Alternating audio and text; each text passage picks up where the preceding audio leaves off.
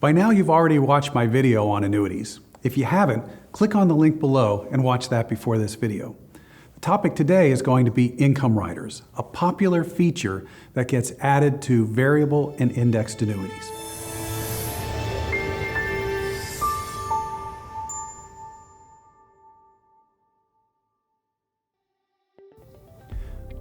What is an income rider? How does it work? Are there any fees associated with it? And are they worth having on your accounts? Well, the first thing to keep in mind with an income rider is it's a midpoint between simply taking withdrawals and annuitizing. Now, when you take withdrawals, you own and control the lump sum of the annuity, and you pass that lump sum on to your beneficiaries. But if the withdrawals should take the account down to zero, that's it, you've spent all of your money. Now with annuitizing, you no longer own or control the lump sum, so there is not a lump sum to be passed on to your beneficiaries. However, you receive a very high guaranteed income for the rest of your days, which you cannot outlive. An income so high that nothing out there can come close to touching it. Most often though, folks would like to have a guaranteed income and have the ability to access their lump sum, their principal, or pass it on to their beneficiaries. And that's what an income rider does. It's a midpoint where it produces a guaranteed level of income.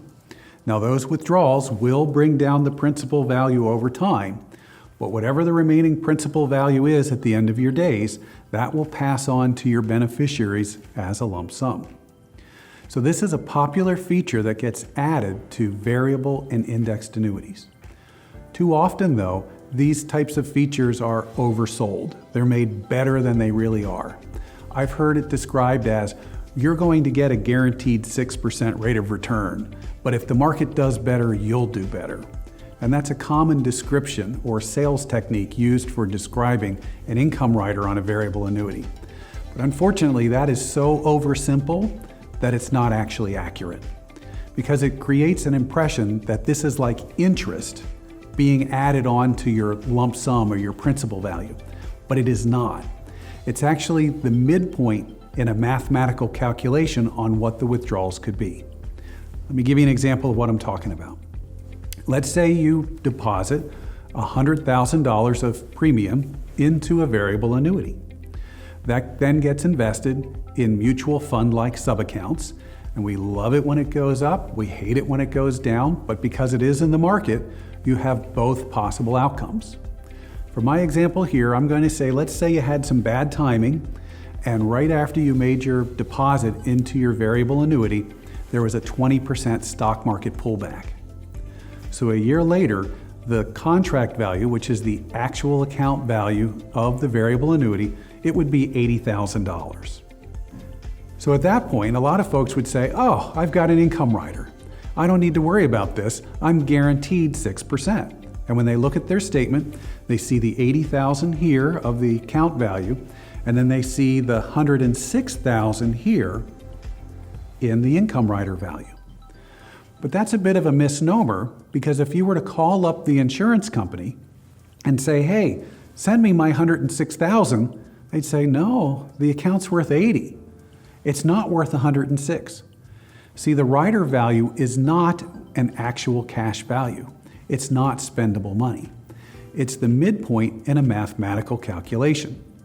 The next part of the calculation is that $106,000 number times the payout percentage is the guaranteed income. Now, most modern variable annuities, they're at a 4% payout. So that means the guaranteed income would be $4,240 per year. So that would be a more accurate number to focus on the statement. A few variable annuity providers, they will bold that number and they'll gray out the $106,000 lump summy looking number. But most, unfortunately, do it the opposite.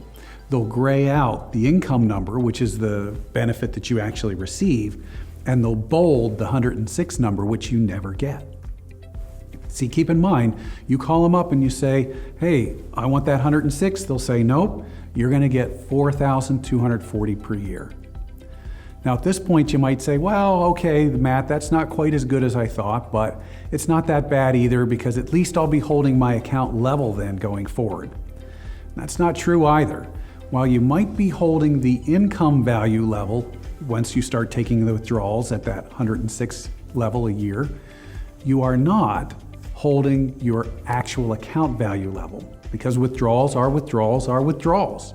So if you're taking $4,240 a year out, that $80,000 of the actual account value then gets diminished by your withdrawals, by the $4,240.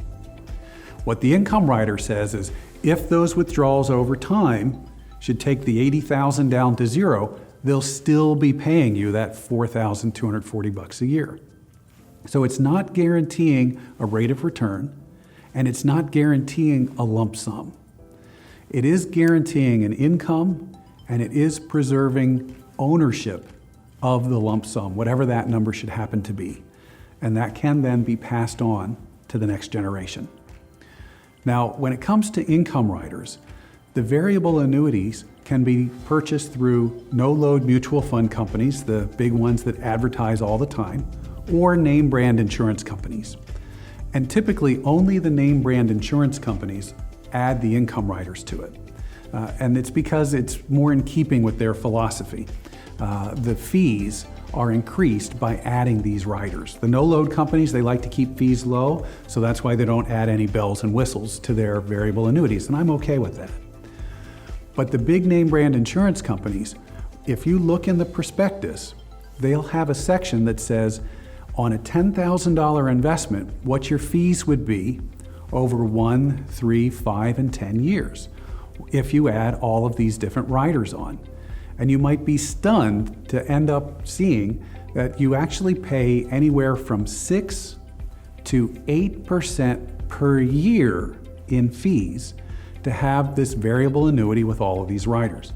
That is gosh darned expensive because the market has to go up 6 or 8% just to cover your fees before you even break even, not to mention start to profit.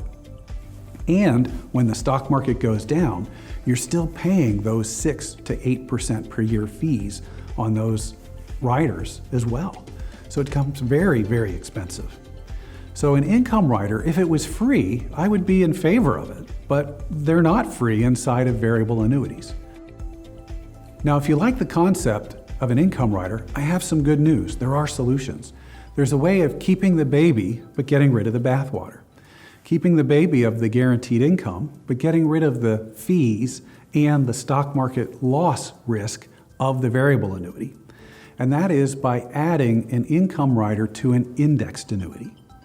Now, word of caution here, not all indexed annuities will allow an income rider that's free. Some companies will charge maybe 0.75% up to 1.25% to add a rider. But there are some companies that will add the income rider to an indexed annuity for free.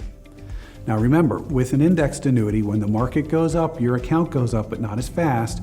When the market goes down, your account stays level. So it's a way of doing better than a CD or a fixed annuity, but you're not running the risk of the variable annuity, and you're not having the fees of the variable annuity either. So if you like the concept of an income rider, but you don't like the risk and you don't like the fees associated with variable annuities, then I would suggest that you look into income riders on indexed annuities. And that's something that we can help you with here at Taylor Retirement Services. We're always available via email or giving us a call. The message machine is always on, even if it's after hours. We can be reached by emailing us at Matt, M-E-T-T, at taylorretirementservices.com, or picking up the phone and dialing 1-800-482-4720. We're here to help, and we're happy to hear from you.